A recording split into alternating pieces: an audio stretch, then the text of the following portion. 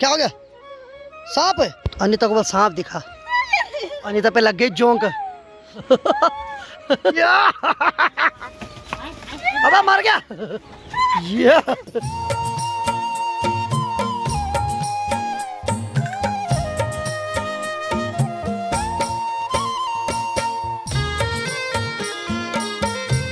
तो चलिए जी, आज के ब्लॉग की शुरुआत सुबह के 9 बजे से हो रही है और इतना हेडेक हो रहा है कि मतलब मैं सुबह से सोच रहा हूँ कि ब्लॉग बनाऊँ ना बनाऊँ।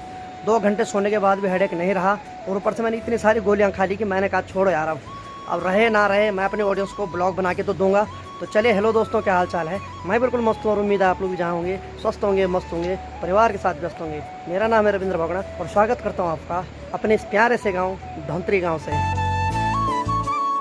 सुबह जैसे ही उठता हूँ सामने नज़र पड़ती है अपने गांव के माँ दुर्गा के मंदिर पे और हाथ जोड़ के ही वहाँ से ब्लॉग की शुरुआत करता हूँ। पहले मंदिर बहुत छोटा हुआ करता था, नहीं दिखाई देता था, लेकिन अब माँ का आशीर्वाद ऐसा है कि जैसे ही कमरे से बाहर आते हैं माँ के दर्शन हो जाते हैं। और मौसम की बात की जाए तो आप देख सकते हैं बादल दिखने में तो काफ़ी खूबसूरत है, लेकिन जब ये पानी बरसा रहे हैं ना तो उसके बाद बहुत डर लग रहा है भाई। यहाँ की बात की जाए, मधुली और बिंदु को अंदर रखा गया है, अब वो सीधे शाम की 4 बजे बाहर आएंगे।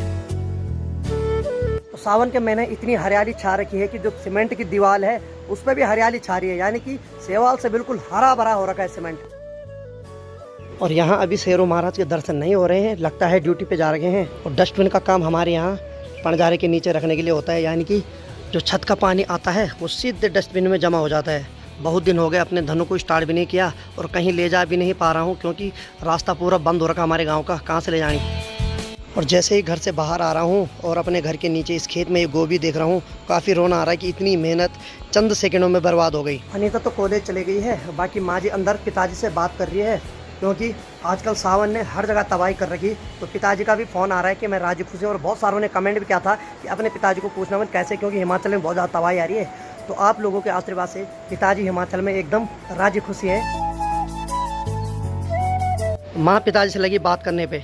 तो चलिए जी, पिताजी अभी लाइन पे हैं, तो आप लोगों के ही सामने पूछता हूँ, क्योंकि आप लोगों ने बहुत कमेंट किए हैं कि आपके पिताजी वाले हिमाचल में है, क्योंकि वहाँ भी त्रासदी हुई। तो पिताजी, हेलो, वहाँ कोई दिक्कत तो नहीं जहाँ आप रहते हो? अच्छा, हाँ हाँ, चलो बढ़िया बढ़िया। हाँ, ऑडियंस पूछ रही थी ना बार बार कि अपने पिताजी से पूछना मतलब कैसे हैं।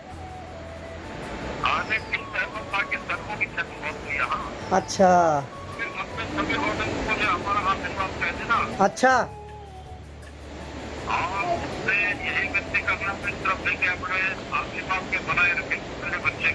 अच्छा अच्छा,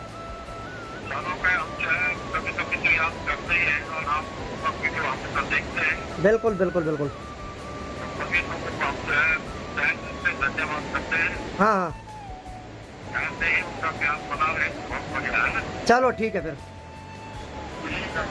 हाँ ठीक है ठीक है। तो चलिए जी, पिताजी से बात हो गई। तो पिताजी बोल रहे हैं कि सड़कों का नुकसान हुआ, लेकिन ऐसी कोई क्षति नहीं हुई जान माल की।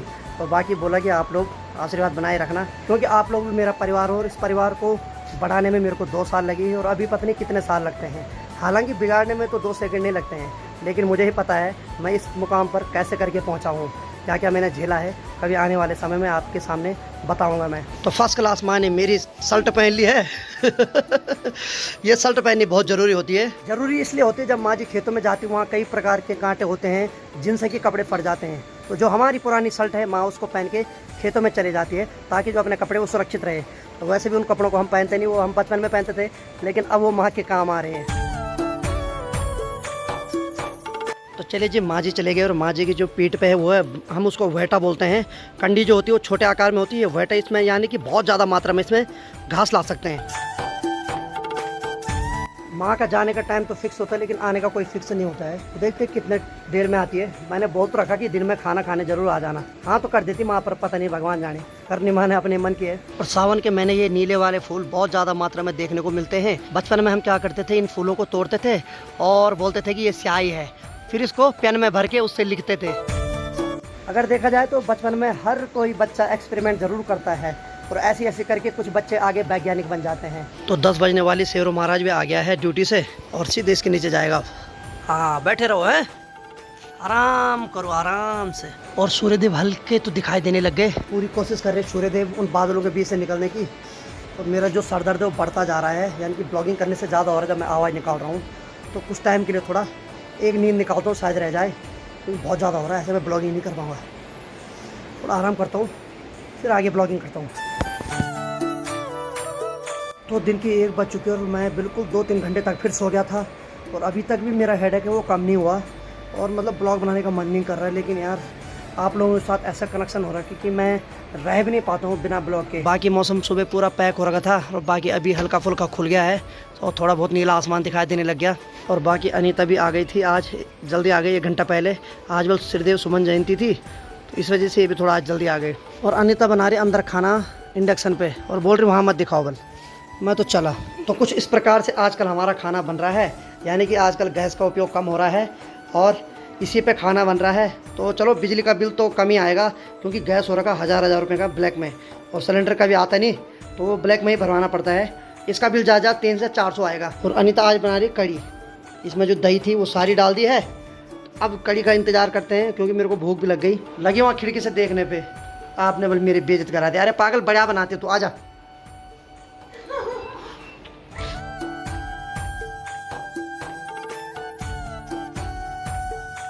तो चले अनीता को गर्मा गर्म खाना बनाने देते हैं, नहीं तो ये खाना भी नहीं बनाएगी अगर इसकी नाक लग गई। तो चलिए जी, फाइनली कड़ी बनके तैयार हो गई और कड़ी में सब चीज मस्त दिखाई दे रहा है। जीरा, प्याज, टमाटर सब अलग अलग लगे हुए लाइन से। चलो जैसे भी कड़ी होगी खाना तो पड़ेगा ही। बाकी अनीता जी क्या लग रहा है, स्वाद आएगा? 100%। ये बाबा, अब तो लगता है मुझे स्वाद आने वाला है क्योंकि अनीता की इंग्लिश में जो 100 था उसी में इतना स्वाद आया। चल ठीक है, तो चले फाइनली जल्दी जल्दी खाता हूँ, भूख लग गई भाई। तो समय अभी लगभग 3 बज गई है और कुछ ऐसा मौसम हो चुका है। थोड़ा देर पहले तो धूप भी थी, लेकिन अभी तो भाई साहब बिल्कुल ही अजीब सा हो गया। मतलब ना दिन है ना रात है, एकदम पता नहीं क्या लग रहा है अभी ऐसा। और सामने हमारी जरकुल नदी भयंकर उफान पे है, इसकी जो आवाज़ है वो अंदर तक आ रही है। तो शेरों को हमने खुला रख दिया है और पिछले 1 घंटे से आराम से अपने घर में बैठ रखा, कहीं नहीं जा रहा। तो देखिए जी, तुरंत बारिश लगना शुरू हो गई और अनीता की नींद भी खुल गई अंदर। तो लगभग 4 बजने वाले और यहाँ मौसम सडनली चेंज हो गया और सीधे बारिश लगना स्टार्ट हो गई। हम अंदर बैठे हुए थे, गप्पे मार रहे थे, तब तक देखा तो बाहर बारिश लगने की आवाज आ गई। अभी जबकि मधुली और बिंदु को बाहर निकालने का टाइम था, लेकिन जब तक बारिश नहीं रुकी तब तक उनको भी बाहर नहीं निकाल सकते हैं। और बारिश को लगे हुए अभी 1 ही मिनट और 1 मिनट के अंदर अंदर पूरा चौक गीला हो गया। तो परसों जो आपदा आई उससे 1-2 दिन पहले हमारे गांव वालों ने ईंट भी लाई थी, सड़क पे रखी हुई थी। तो सोचा था कि उनको धीरे धीरे करके घर ले जाएंगे, लेकिन रात को अचानक से आपदा आई और थोड़ा बहुत जो ईंटें जेसीबी ने उस मलबे से निकाली तो उनको पहाड़ की महिलाएं कंडी में लाकर घर पहुंचा रही है।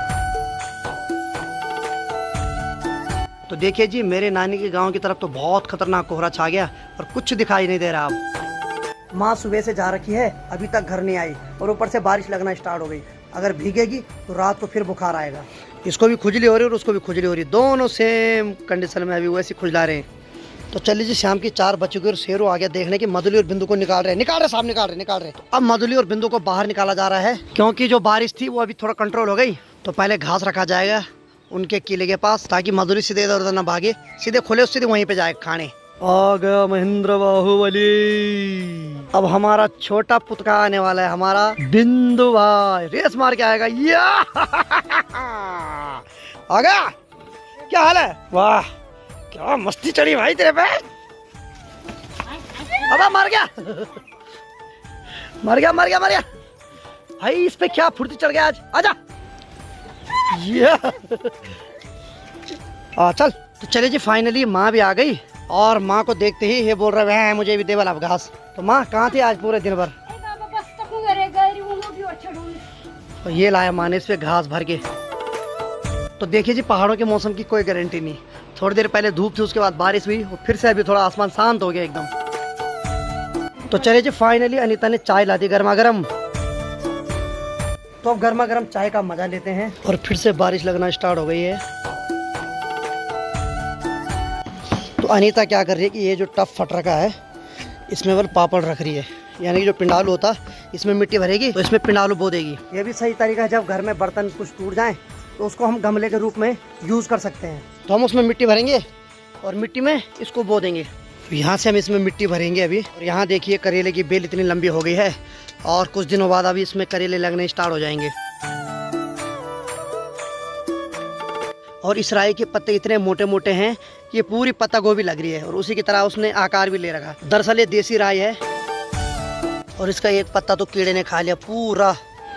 है क्या हो गया? सांप है? कहाँ है सांप? अनिता को बस सांप दिखा। अबे सांप नहीं है भगवान, तो अनिता इसको सांप समझ रही है, तो केचुआ है। हैं? क्या था सांप? तो मैं उधर जा रहा था अभी, तो अनिता जोर जोर से हल्ला करने लगे सांप सांप। अबे यार कसम से केचुए को देख के डर रही तू।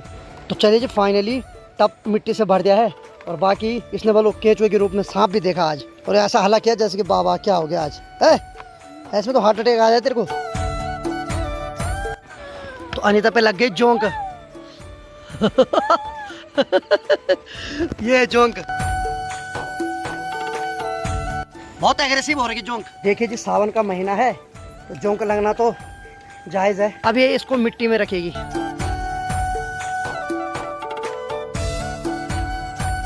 और देखिए बिंदु सोच रहा कि मेरे लेवल खाने के लिए होगा कुछ इसमें।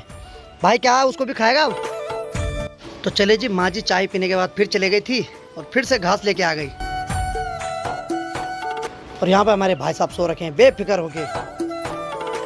और बाकी मैं भी अब इस वीडियो को इतना ही रखता हूँ क्योंकि लाइट का कोई भरोसा नहीं, ऊपर से एडिटिंग भी करनी है। तो उम्मीद है आपको आज का ब्लॉग पसंद आया होगा। ब्लॉग अगर पसंद आए तो ब्लॉग को लाइक करो, शेयर करो, अपने भाई को ऐसे प्यार दो जैसे आप दे रहे हैं। मैं रविंद्र भगड़ा मिलता हूँ किसी अगले फनीदार ब्लॉग के साथ। तब तक के लिए जय हिंद, जय देवभूमि उत्तराखंड।